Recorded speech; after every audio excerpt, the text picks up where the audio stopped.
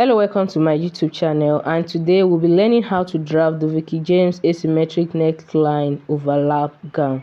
And the first thing you need is your full dress block. So this is the front block, and the first thing I've done is to transfer my shoulder dart to the under bust.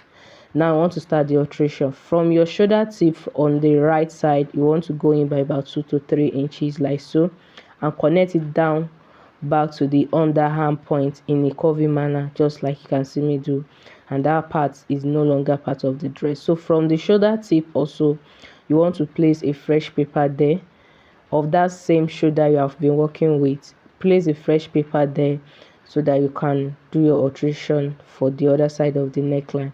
So from that other side, you will be connecting the shoulder point to the chest line of the second armhole in that manner.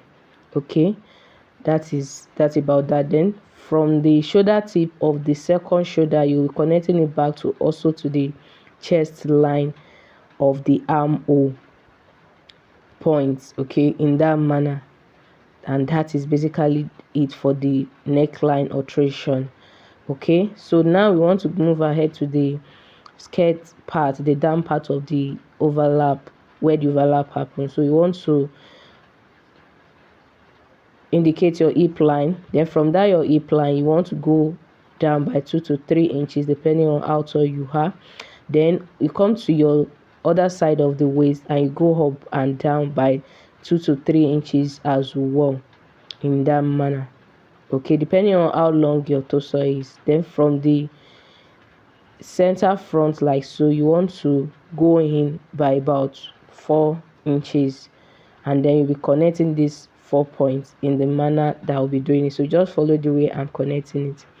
So I'll be connecting the down part to the down part of each side. Okay, so from the right side I'll be going up a little bit, then I'll connect it to the down part of the left hand side, and for the other side I'll connect it likewise. So I'll find a convenient and suitable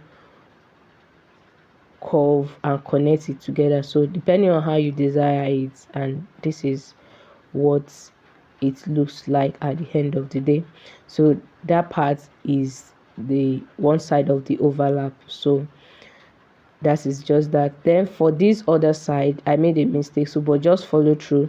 What I was supposed to do was go down instead of going up by about 5 inches or 4 inches and connect it to a point after the center front. So that point is like about 2 to 3 inches, like I'm indicating now. Okay, so I will take it up like so and connect it to the 5 to 4 inches below the hip line instead of above the hip line that I've connected it, but I corrected it later in the video, so just keep watching. Okay, so I went ahead to label it accordingly. Okay, you know they are now in two parts now. There's a full dress part and there is a overlap part. So that overlap part, which I labeled B, will be traced out on a fresh paper so that we can do the necessary alteration to the dress. So you want to pin it down to a new paper and then take your tracing wheel and trace out the pattern. Okay, along the line I had to change the depth of the intersection on the two overlaps, but remember that I said there was a mistake, so that was not even really necessary. Okay, so ensure that you trace out the outer part of the pattern as well, just like you can see me do. I traced it out and I cut it. So now you can unpin from the paper and then use your pencil and your ruler to flesh out your traces so that you can get your B part of the dress out of the pattern successfully. Okay, so that's what I'm doing here. I am tracing. You might not be able to see what I'm tracing, but you saw me when I was tracing it, so that's what I'm fleshing out now. Okay, so once you've done that, that part of the B is done. That part of the B is done. So you just take your scissors and cut it out from the pattern paper, and that is part for the left to the right overlap. Okay, so once you cut it out, we are now ready to continue the alteration of the other parts. Okay, so I still make sure to label it left and right so I don't get confused, and I indicated the part that is up and down. Now remember I said this part is wrong, so you soon see what I did that was wrong. Okay, by the time I place the other part, which is B, that we traced out, it will leave a vacant space, so which is not right. So what I'm doing now is cut off the neckline, the part that is no longer necessary, the shaded part of the neckline that we earlier or treated.